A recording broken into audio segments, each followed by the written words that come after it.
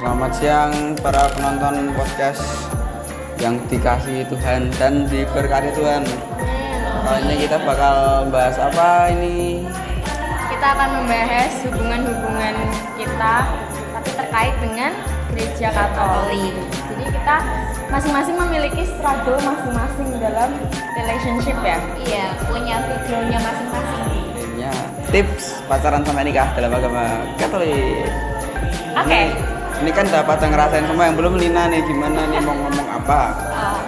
Jadi gini, aku kan sama pacarku udah bertahun-tahun nih ya. Dan kita tuh sebenarnya mau melanjutkan ke jenjang serius.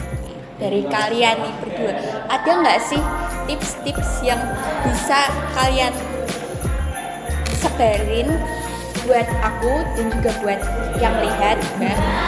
Apa sih caranya untuk mempertahankan hubungan sampai ke jenjang lebih serius? Dan tips-tipsnya tuh apa aja gitu? Siapa dulu nih? Gondrong dulu. Dulu kan kamu yang tahan lama sampai punya anak dua masih langgeng kan?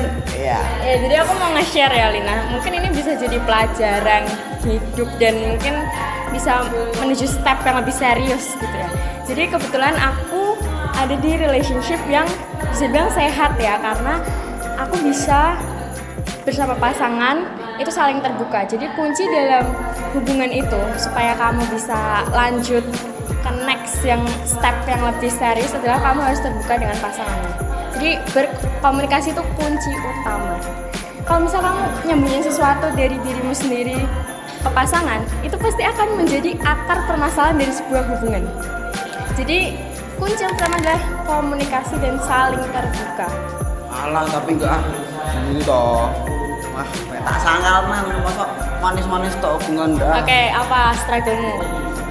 Jadi ceritanya kok gini. Aku tuh toh udah pacaran nih ceritanya nih. 2 tahun lah, bilang aja 2 tahun. Nah itu tuh awalnya komunikasinya aku baik toh, sananya enggak baik. Terus tiba-tiba tuh ya gagal. Padahal aku udah pacarannya aku sendiri sebagai cowok kan juga bentukannya kayak Yesus gini, menuntun ke jalan yang baik, ke jalan Tuhan, enggak neko-neko. Nah, tapi kok udah ngikutin 10 perintah Allah, matuin gereja, bahkan menuntun dia menuju jalan lebih baik sampai dia akhirnya aktif di dalam gereja. Malah diremuk oke ya, hatiku ajur ranjok ini kok gimana, manis-manis tuh enggak ada, pacaran tuh manis-manis. Mending toh nganu wae, enggak usah nikah. Tapi kan di ajaran Katolik ada yang nyebutin kalau misalnya beranak cuculah dan penuhilah bumi gitu. Menurutmu gimana kalau? Oh ya gimana lagi no, lagi kita aku nyoba pacaran yang mau serius beneran sampai nikah malah jadinya kayak gini kok, dirusain hatiku ya gimana? Berarti kamu tuh harus pintar dalam menyeleksi pasanganmu. Ada seleksi itu? Ada, karena kita pacaran itu untuk lebih mengenal akan pasangan kita yang nantinya akan menjadi pasangan hidup kita sampai maut memisahkan. Jadi kamu harus punya landasan dalam hubungan itu, yaitu menyeleksi pasangan yang akan bersamamu, nggak cuma waktu pacaran. Kalau misal dari pacaran aja kamu udah mengalami ketidakcocokan sifat, terus kamu kayak udah berusaha berubah tapi pasanganmu nggak berubah, ya kan sama aja kamu berusaha sendiri kan. Itu yang menjadi permasalahan hubunganmu berakhir, kamu berusaha sendiri. Maka dari itu kamu harus juga bisa mencari pasangan yang sepadan. Itu menjadi dasar dalam sebuah hubungan, nggak cuman melihat dari awalnya aja, tapi kamu harus bisa mikir ke depan kayak ini bisa nggak ya kita in relationship lancar sampai kapanpun. Jadi harus ada dua arah, nggak cuma dari kamu doang. Berarti in short aku salah pilih. Ya mungkin kamu kurang mengenal orang itu lebih dalam, tapi kamu sudah memutuskan untuk in relationship dengan orang itu. Makanya selanjutnya ke depannya itu kamu mengalami hal yang kok akhirnya kayak gini ya. Berarti kamu kurang mengenal orang itu lebih dalam sebelum kamu dalam relationship itu. Iya betul.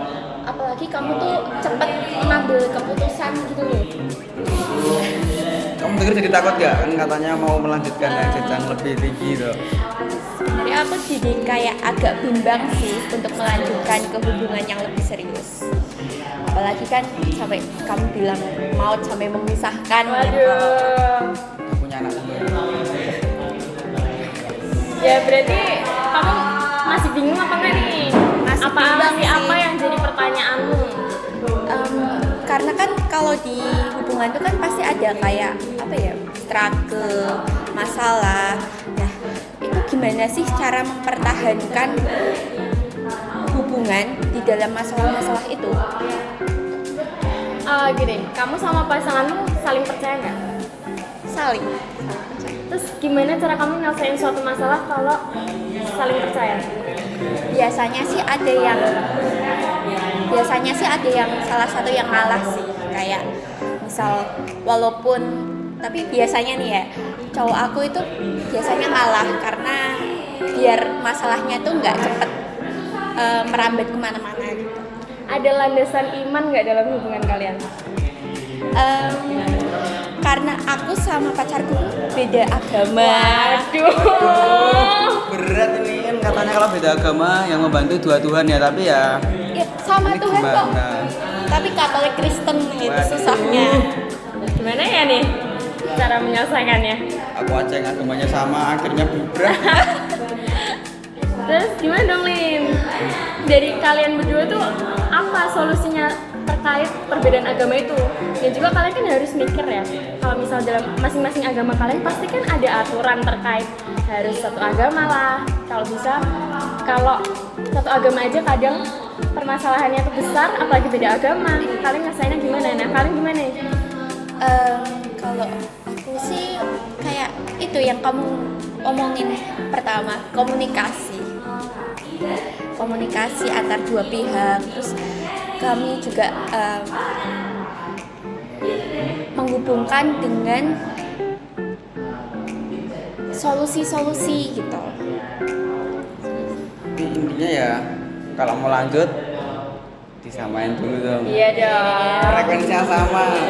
Kalau bisa sih dari aku ya, karena aku juga merupakan Katolik aja. Iya. Soalnya juga kalau di Katolik kan menurut hukum kanonik 1055 nikah tuh kan gak bisa salah pilih pasangan. Soalnya kamu salah gak bisa pegat, gak bisa cerai. Soalnya Katolik tuh prinsipnya tadi yang pas awal nikah sampai mati. Makanya itu aku semenjak yang terakhir itu ngelarani hati. Trauma jelas, tapi akhirnya sudah bisa terlepas dari sakit-sakit yang lama dan mulai mengenal yang namanya namanya apa ya? Apa ya? Terus begitu. Ya semoga aku enggak kayak yang lalu, semoga bisa kayak jenengan yang sampai punya anak 2 dan membina rumah tangga dengan penuh ajarannya ya, yaitu kasih. Dan apalagi nih? Aku juga mau tanya nih untuk Angie. Nah, kan aku udah denger nih dari Gondrong kalau misalnya di Katolik itu kayak gimana? Kalau di Kristen tuh kayak gimana sih aturannya? Sebenarnya itu mirip-mirip ya. Jadi pacaran itu sebagai sarana kita untuk mengenal pasangan kita lebih dalam lagi. Memang sebelum kita memilih pasangan untuk pacaran, itu kita juga harus bisa mikirin tadi masa depannya kita gimana dengan orang ini. Jangan sampai waktu pacaran kita merasa kayak menyesal akan pasangan yang udah kita pilih gitu. Tapi pacaran ini membuat kita menjadi mengenal lebih dalam lagi. Dan gimana caranya kita berdua itu bisa satu paham, satu pikiran, satu visi misi. Itu sangat dibutuhkan buat kita ke jenjang pernikahan apalagi. Jadi dalam gereja Katolik itu memandang pacaran itu sebagai persiapan menuju pernikahan. Dan pernikahan ini kan sakral ya. Satu untuk selamanya, untuk sampai mati misalkan tadi itu. Jadi pacaran dalam konteks gereja Katolik itu kan juga pasti serius menuju pernikahan, mempersiapkan masing-masing pribadi mencapai komitmen di pernikahan itu. Jadi kamu harus memikirkan dengan matang, Lina, apalagi kamu beda agama. Jadi kamu harus milih nih, mau teguh sama agamamu atau mungkin kamu punya hati atau rasa untuk ke agama pasanganmu. Kan kita nggak ada yang tahu ya, cuman kamu dan hati nuranimu, imanmu yang bisa memutuskan itu. Jadi kalau beda agama saranku kamu harus pikirin matang-matang dengan pasanganmu. Jadi bukan cuma sepihak kamu. Jangan sampai rasa mengalahkan kasihnya kepada kita. Iya. Kita harus mikir juga kalau misalkan apa sih dampaknya kita pindah agama itu karena cuman mau sama pasangan kita harus mikir dampaknya kayak iman kita tuh gimana sama agama yang kita anut. Jadi kamu harus bener-bener berdoa sama Tuhan apa jalan keluarnya. Kalau misalkan Tuhan berkata kayak oh nggak usah lanjut, ya kamu harus bisa mematahkan rasamu yang udah dalam Itu susah sih, apalagi kayak kita berdua udah deket banget, udah bertahun-tahun juga, dan kita mau lanjut ke jenjang yang serius. Ya makanya kamu harus memperkuat imannya, kamu berdoa selalu, minta petunjuk, minta hikmat dari Tuhan supaya kamu bisa dibukakan pintunya dalam permasalahan relationshipmu. Dan juga kamu juga harus berkomunikasi dengan pasanganmu juga gimana, nggak cuma kamu doang yang memikirkan ke depannya gimana. Juga diajak gimana? Didialogin.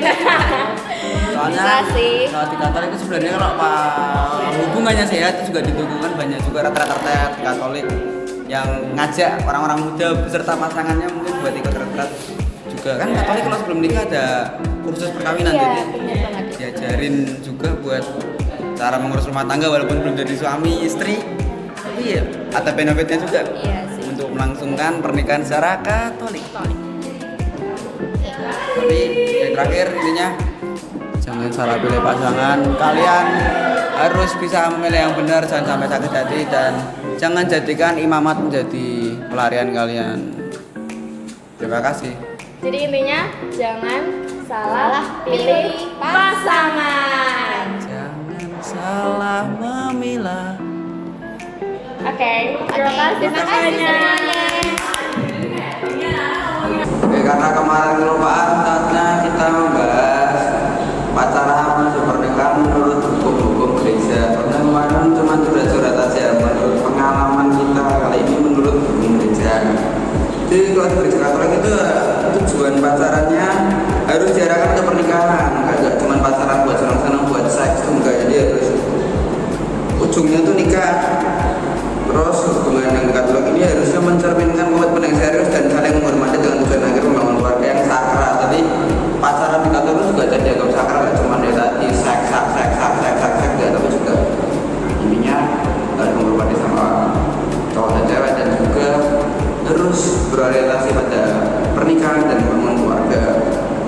Di gereja Katolik juga ada pendidikan dan persiapan nikah. Di pengalaman kita kemarin kita juga udah ngomong tentang persiapan nikah, dan ini secara detailnya di Katolik kalau pacaran mau menikah itu ada kursus persiapan pernikahan atau KPP.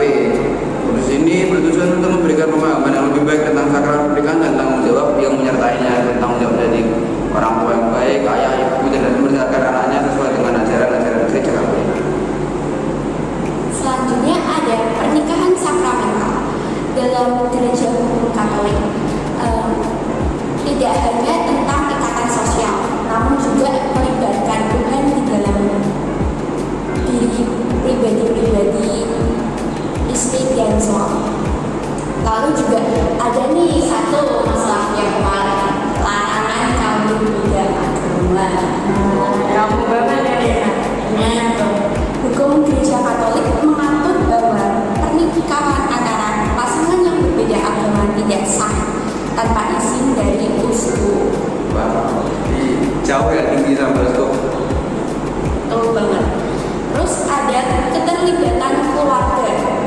Keluarga memiliki peran penting dalam proses pacaran dan pernikahan. Mendapatkan restu dari kedua orang tua, keluarga sangat dianjurkan dalam gereja. Nah selanjutnya juga ada aspek nilai moral dalam hubungan.